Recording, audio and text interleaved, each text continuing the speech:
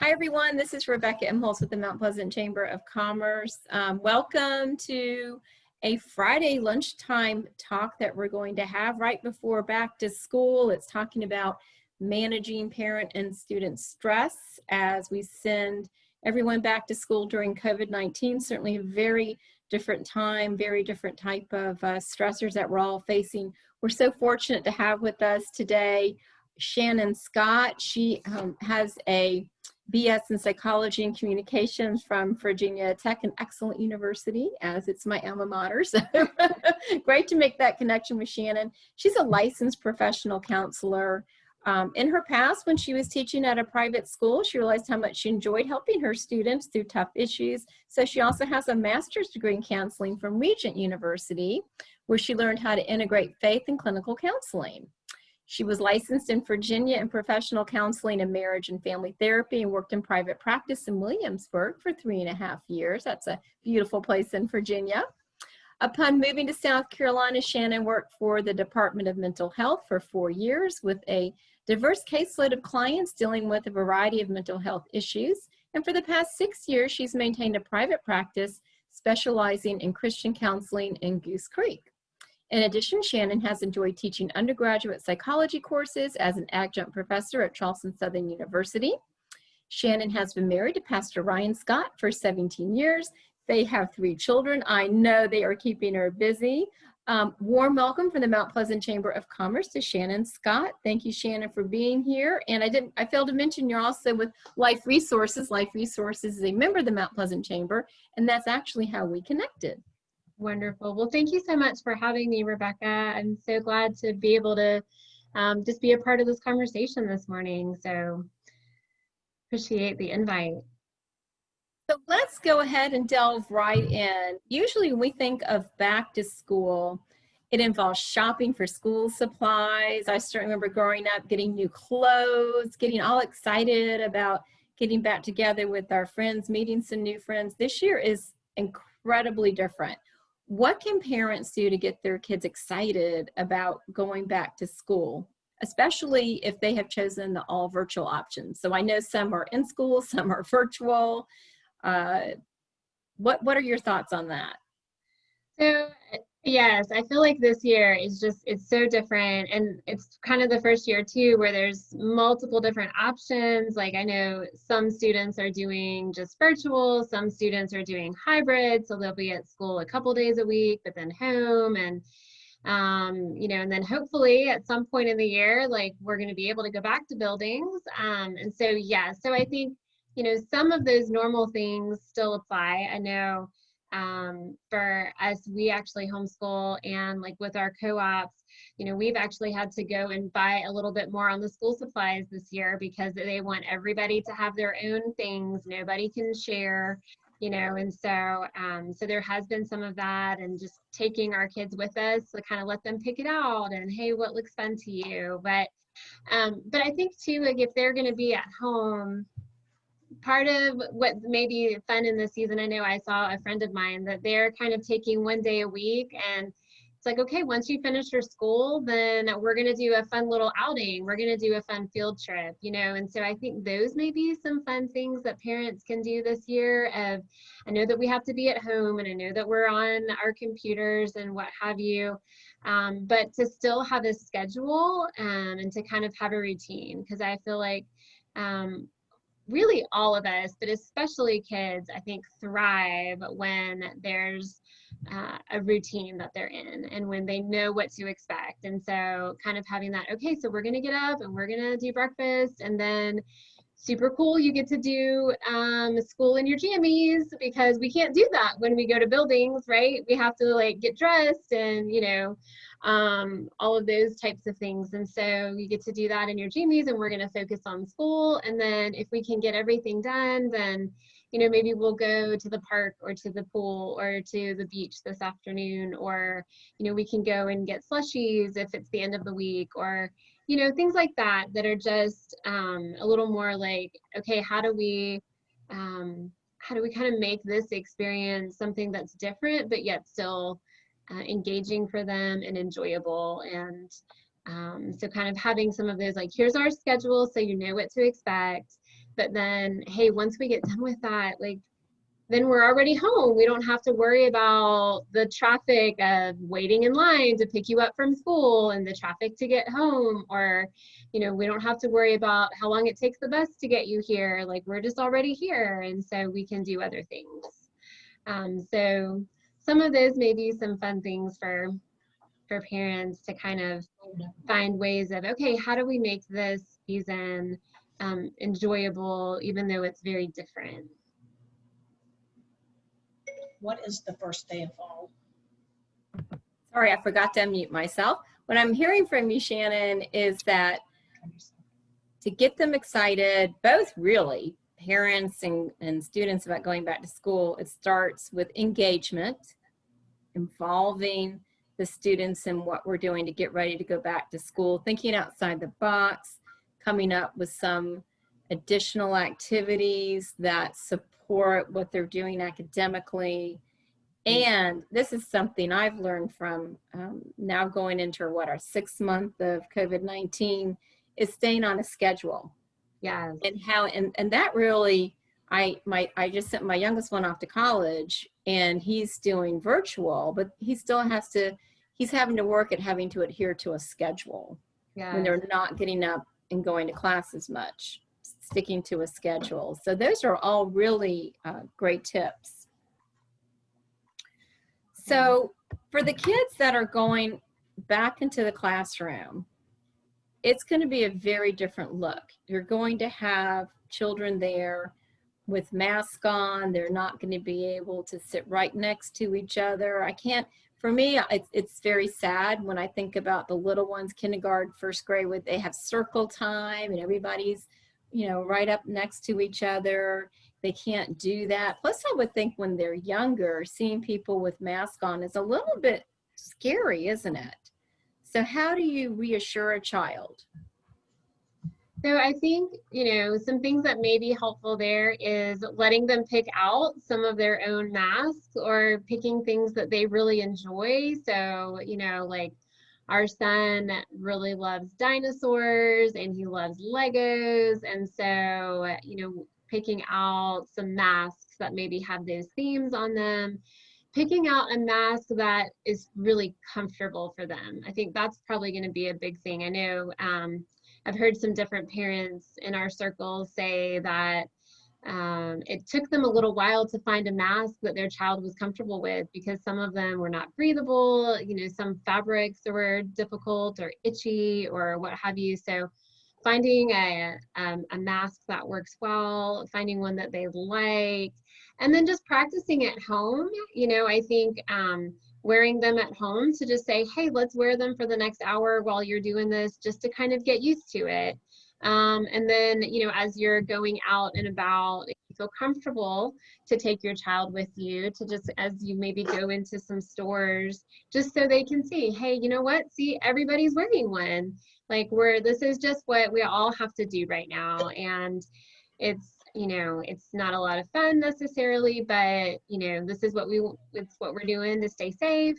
And so everybody's wearing one, and see, everybody, like, it's all happening as usual. Life is going on. We're just wearing a mask while we do the things that we normally do.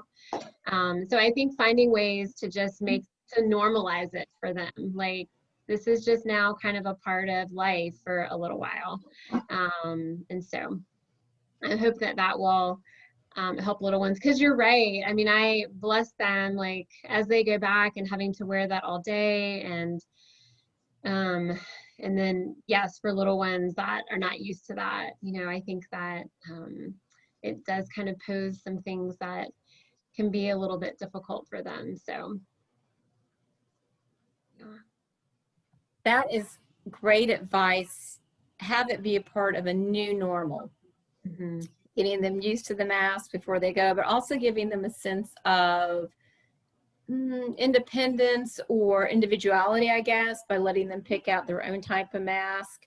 I don't have young ones, so I have not been shopping for masks for kindergartners or preschoolers, but I'm assuming there's a plethora of them out there in terms of available to purchase. Yes, there are, and they have lots of sizes. So I know, so our son was really struggling because we had kind of a bigger one that would tie, and inevitably he would pull the string incorrectly and then it would not, and then he wouldn't be able to get it off, and it was just really distressing for him.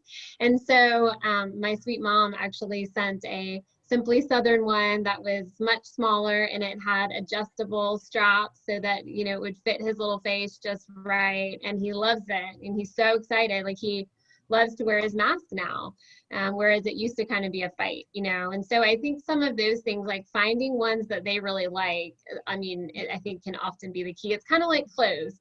When you find clothes that they really like, then they're going to be excited to wear them, you know. And so hopefully that'll transfer to masks as well. So we talked a little bit about younger ones and making them feel comfortable. With your practice, have you encountered any adolescents, teenagers that are concerned about going back to school in person? You know, for us, I have not seen that as much. I think for the older kids, I think a lot of them are more just excited to get to go and see their friends again. They're just so excited to not be sitting at home and, you know, not being able to do the normal things that they would do. But certainly, I mean, I think some similar things would apply to just having those conversations with them of like, this is just part of normal life right now, you know. And I think especially the older that they are, letting them make some of those choices, you know, especially if the schools are, some of the schools are saying you have to wear masks all day long. And so obviously, you know, the students need to adhere to the rules that the school is giving. But if they're allowing the kids any leeway to kind of give your student that option to say, hey, if you feel most comfortable wearing it all day long because you just feel like that's going to bring you more calmness and just feeling sort of more settled inside, then wear it all day long. If you're not feeling that way and it's bothering you and your school will let you, then wear it in the hallways where there's lots of kids. But maybe once you get to class and it's kind of social distance and there's some things that they've already put into place, if your school and teacher are okay with it, then take your mask off, you know, and just kind of letting them have some of those, just be able to make some of those decisions of, you know, what feels most comfortable to me. And some of that may be even day to day. You know, they may be like, I want to wear it all the time at the beginning. And then as it goes on and it's, you know, kind of seems like, okay, this, I know a little bit more what to expect now. You know, I feel like we're doing okay. Then they may say, you know what, I'm just going to wear it in the hallways, or I'm just going to wear it when we're at lunch, or, you know, when I'm in closer proximity with people. And so kind of giving them some of that leeway to make some of those decisions as much as possible. Now, some of them, you know, they need to wear a mask because of medical things or a family member with high risk. And so I understand, and that becomes a little different. But I think as much as they can, just kind of feeling like they have that independence can be really helpful for them. And what I'm hearing from you, Shannon, is having a little bit of control over this situation that seems a little out of control, because it's certainly not normal times. And so I like that, reassuring them that if you're more comfortable wearing it, you know, all the time, even if you don't have to, go ahead. That really applies to all of us, all ages, all stages in our lives right now, trying to get back a little bit of control. Absolutely, because it is such an uncertain time. And that just, I think, you know, the whole country is dealing with a little bit of anxiety. I think it's probably this whole spectrum, and it goes from probably we're all having at least a little bit, and then it's going to go all the way to some people are really struggling with that, because these are just, they're times that we've never been through before. We're all navigating completely uncharted territory. And so finding those ways of, okay, how do we kind of create that new normal where I can feel as comfortable as possible, you know? And sometimes that may mean, you know what, I need to shut the TV off and I need to stay off of Facebook for a little while because that information is just not helping me, and therefore it's not helping my family. Because if I as the mom am really overstressed about all of the constant information that's coming at us, then it's hard for me not to pass that stress on to our kids. And so, just being careful with what we're sharing with them. We want to share with them what we need to share with them to let them know it's important. It's important to wear a mask, and it's important to do these things to be safe. But we're all going to be okay, and we're all going to figure this out together. And I may not have all the answers, but here in our house, like we're together, and we're going to make it, and we're going to get through this, and it's going to be okay. We just don't know all the things we don't know what it may bring every day, but we do know we're going to be okay.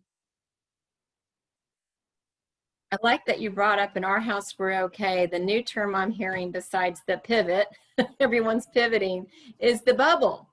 And finding people within your bubble that you can still interact to the extent possible in a normal manner.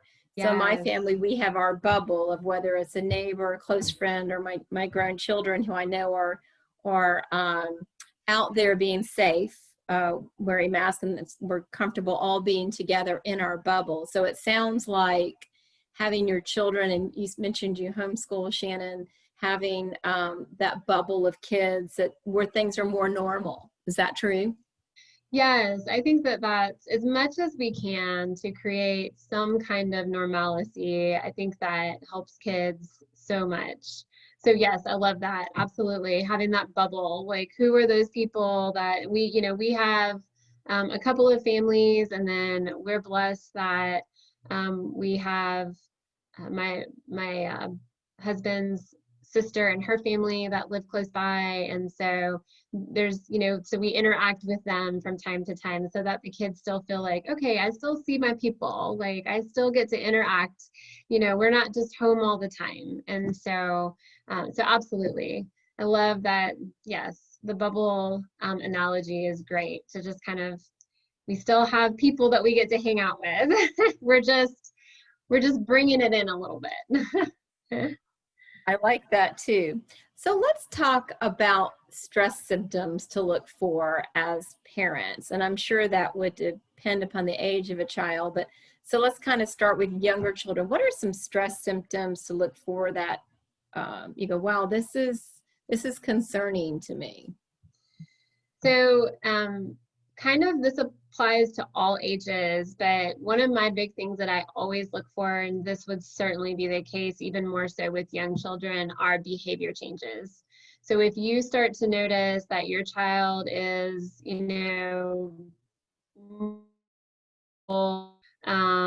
that they're doing behaviors that they don't normally do, maybe they're getting more upset to things that they wouldn't like about, might be for very young children, like preschool, like they might be having more temper tantrums, or that you might start to just see like little tics, or, pulling out hair, or just things that they would not normally be doing. Like those are always things that I look for. Sleep patterns, if sleep patterns start to change, especially for young children, if there's increase in like nighttime bedwetting, or just not sleeping very well, having a hard time going to sleep, waking up with bad dreams a lot.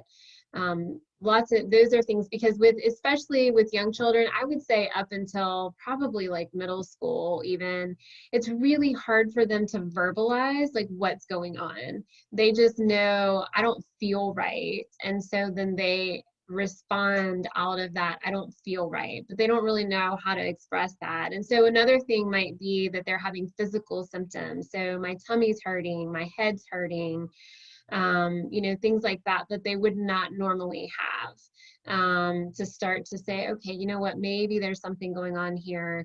And so starting to have some conversations and kind of going from there. So young children, I think, tend to be more expressive, like when they're stressed or things aren't going their way.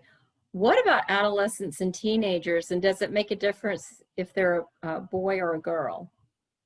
So with adolescents and teenagers, I think what we look for more is kind of that isolation type of piece, which now they are going to want to be by themselves a little bit more than young children anyways, because that's just kind of a natural bend.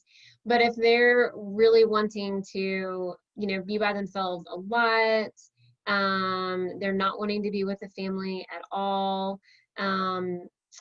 If they, again, sleep patterns, if those things are changing, and even physical things like that can also be something with teenagers. As far as boys and girls, I think that kind of depends on the child. Sometimes we'll see like girls do tend to be probably a little more expressive they may be able to express it more, or it might just come out kind of more emotionally with them. Not to say that boys don't do that, because sometimes they will, but I think boys, you're going to see probably a little bit more of like the physical types of symptoms, or just isolating, not wanting to go anywhere, not wanting to do anything, just kind of wanting to stay in their room all the time. And you'll see some of that with girls too. You may see a little bit more of just the emotional kind of outbursts with them. So That's a really good point. Isolation. I know that in some of those, I got ready to send my boys off to college. They said, be concerned if you're talking to them in their dorm room and you're FaceTime and you see a whole bunch of empty Chinese food cartons laying around, or right. where clearly they're not going to the cafeteria and eat. Then are they becoming too isolated by themselves? And so, which now it would be harder to figure out, since they're not probably, I don't know what the colleges, universities are doing in terms of feeding kids right now, but I'm assuming that they're separating them out. And you might see more takeout containers than normal, but I might, yes. So with boys, yes, it's hard. It's hard. I know that trying to get them maybe to talk to you during a physical activity, if playing basketball, shooting some hoops, going on a bike ride. And girls, I guess, tend to be more expressive, but I like the fact that you pointed out it's something different in their behavior, isolating themselves more. You need to pay attention to that. So great tips. So let's talk about what resources are available. I also don't want to leave the conversation without talking about life resources and what you all offer as well.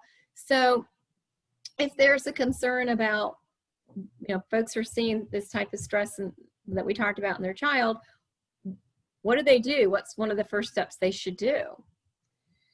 So there's a few different steps I think that parents can go. And so you could start out just reaching out to your school guidance counselor, because that, especially in that, again, with COVID, everything's a little bit different. And so especially once kids are back in buildings, at least to some degree. But I mean, school guidance counselors are still going to be a great resource, and I'm sure they would have some information on, maybe it's something that they can just meet with the child about, or there may be a school psychologist that comes to the school a certain days a week or what have you. And so that might be something, as well as hopefully, especially for young kids, the guidance counselors will be doing just some groups on some of that kind of stuff this year of, let's talk about feeling nervous. Like, let's talk about, like, life is kind of different right now. And so how are we all dealing with that, or what have you? So I'm hoping that some of those things will be able to happen once children are able to get back to buildings and things settle down a little bit. So certainly school guidance counselors are a great place to start. I know for a lot of people, if they're involved in a local church, then going and talking to your children's minister or youth pastor, they're often a really great resource. And, if they feel like it kind of is beyond their scope of expertise, then they will usually have a list of therapists in the area. If it's already to a point where parents are saying, you know what, like this is really different and their behavior is concerning me, and it's been going on for, this hasn't just been like a week or two, this has been like the last 2 to 3 months, and I'm just really concerned, or maybe it's been a month or what have you, then certainly there's lots of resources in our community. And so sometimes it's helpful to start with what are the insurance, like the therapists that would be covered in my insurance. And so you can usually just go to the website for the insurance page, and it'll talk about like getting connected with a provider. And so it'll say, here's all of the therapists that are available within your community. But then certainly, like, there's lots of different places, life resources, like we certainly have therapists that, would love to meet with people. And there's lots of other, places as well. But I think those are some great places to kind of start, because I know it can just be really overwhelming sometimes to try to pick someone to go to, especially if you're not aware of a good practice or a good therapist. Like, it just kind of seems like, oh my goodness, there's all these options, but I don't know anything about them, and I want it to be the best experience that it can be. And so I think those are some great places to start. I agree. So it sounds like if you have concerns, sort of start with your child's bubble. Yes. In school, with starting with a guidance counselor, and then start doing some research and see what your insurance covers. What are some things one should look for when picking someone who's a behavioral mental health therapist? So I would, for most of the counselors in the area, there's going to be some kind of a bio on a website. And so looking to see what age group do they work with. And so lots of people will say they work with young children, or they work with children 10 and up, or they work with teenagers, or, or just adults, or what have you. So that's one way to look for somebody, is to just say, hey, what group of people do they look for?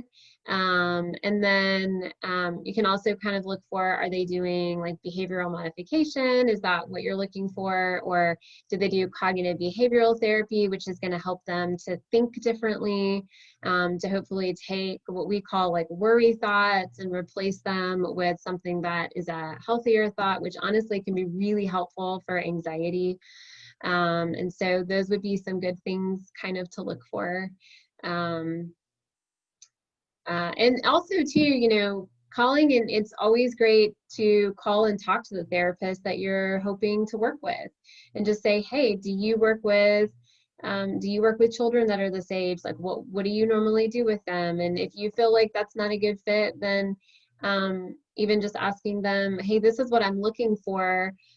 Do you know anyone that does that? Or even asking your school guidance counselor or your pastor, hey, I'm really wanting someone that is able to help my child with their anxiety and with CBT and what have you. So do you know anybody that does those things? Like, I really want them to be able to think differently. And for most of those people, if they don't know somebody, they at least know a therapist that they can reach out to, and then say, hey, if you don't do that, do you know somebody that does? And so then they can utilize their therapist kind of connections that way, which can be helpful. That's all excellent advice. So does anybody have any questions right now? Welcome to put those in the chat box. And what I am going to take time to do, Shannon, is the best way to reach you. Now, you are with Life Resources. Yes. What else would you like to say about that organization, which is how I know you? Yes. So I have been with Life Resources now for about a year, and Life Resources is a Christian counseling practice that is based out of Mount Pleasant, but we do also have an office in the North Charleston area as well. We have therapy. We have about a dozen therapists now, and so we can, and that really see kind of the whole gamut. So we have folks that specialize with kids, adults, marriage, family, kind of any piece of that. We've got therapists that are kind of working in those areas. And so, and we also, if we have clients who are, you know, maybe not looking for Christian counseling and they want something to be, for that not to be a part of their process, then that's completely fine too. And that, and we work with that as well. So, yeah, so it's a great group of people. I just put in the chat box how to reach you, Shannon, and we have a question. How can educators best support families right now? Excellent question. Oh, that is an excellent question. Yeah, and this is just such a, gosh, such a difficult time. So, you know, one of my mantras kind of during this entire time is just grace. Like, how do we give as much grace as possible to everybody? How do we kind of constantly have this belief that we're all doing the best with what we're all doing the best we can. We're all kind of in the same, you know, like we're all on the same boat and kind of all in the same storm together. And so I think just the most that, and bless our educators, because I know they don't have all the answers either. None of us do, but the more that they can just communicate really clearly with parents, like expectations and, you know, this is what's going to be happening. These are ways that you can prepare your child for what we're going to be doing.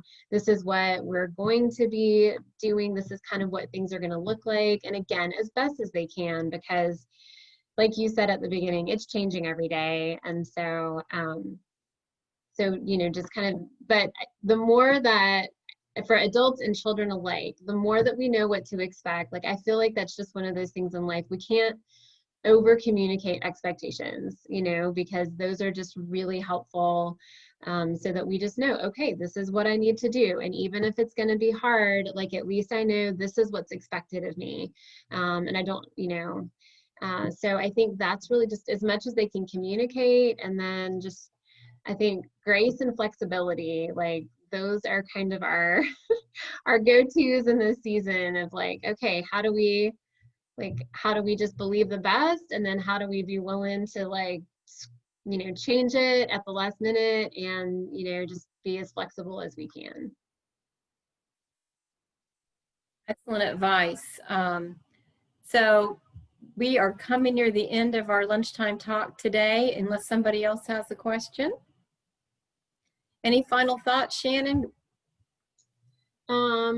Just thank you so much for having me. I really appreciate the opportunity. I just love being able to hopefully be a bit of a support for, just like I said, I feel like we're all just kind of in this boat together. And so if there's anything that Life Resources can do for folks, thank you so much for putting my email in the chat box. I'm happy for people to reach out, and just, you know, just praying for this school year and for all of our teachers, like so much respect for everything that they're doing always, but especially in this season of so much uncertainty. So just hoping that this is going to be a great year, even though it's going to look different. Well, thank you so much. And I appreciate those words of inspiration.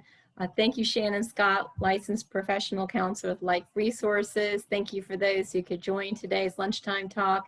And thank you to those of you who are watching virtually. We always put our webinars and virtual talks on our website as well as our YouTube channel. Everyone have a wonderful weekend and stay safe and healthy. Thanks again, Shannon. Thank you.